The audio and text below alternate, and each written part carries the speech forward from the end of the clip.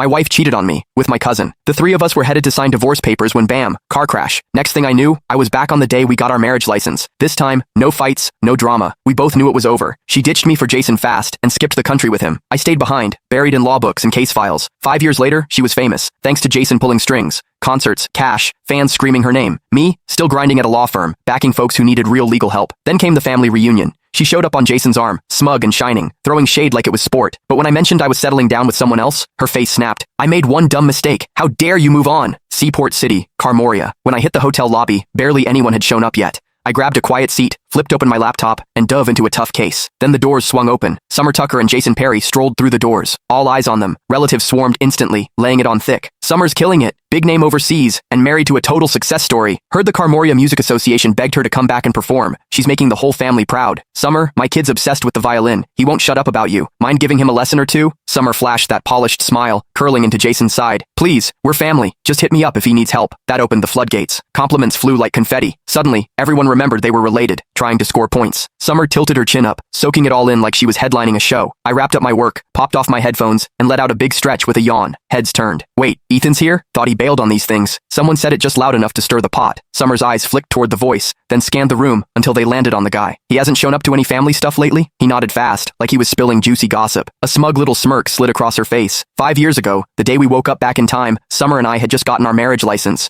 We were on our way to see our parents. Out of nowhere, she ditched me in front of everyone, ran straight into Jason's arms, and told him she loved him. Then she looked me dead in the eye and asked for a divorce. Said Jason was the one she really wanted. The whole family saw it go down. Most of them were here again today. Ethan's at Berevia Law, right? Dude's always buried in work. Never shows up to these things. Bet he's here for Summer. Maybe he still wants her back. That mess back then? Total humiliation. Summer's a star now, and Jason's her agent. Total power couple. Ethan trying to crawl back? Pathetic. The whispers kept going. Summer leaned into Jason, all smug. That's ancient history, she said, voice sweet. Jason's the one I really love. Silence. They looked so picture perfect. No one wanted to dig up the past. I barely glanced their way before flagging down a waiter. One coffee, no drama. I just wanted my parents to show up, say whatever they had to, and let me bounce. Jason didn't love that I was chilling. He strolled over, fake grin locked in place, voice dripping with sarcasm. Ethan, wow, didn't recognize you. You look beat. That job of yours eating you alive? Heads turned. Cue the peanut gallery. They jumped in like I was still 12. Ethan, you really should have picked a better job. Lawyers work nonstop and don't even make that much. Pushing 30 and still single? Embarrassing. No wonder you skip these get-togethers. Total disappointment. I locked eyes with Jason, then finally took a real look at him and Summer. Her hair was styled to perfection, wrapped in a plush cashmere coat, decked out in designer everything. She was practically sparkling with money. Jason had on a tailored suit, wedding ring shining. The way he carried himself, he looked like he stepped off the cover of a billionaire romance. No surprise people thought they were perfect. They nailed the look. I rubbed my temples and took a step back. Jason, you done? If so, back off. Your cheap cologne's killing my head.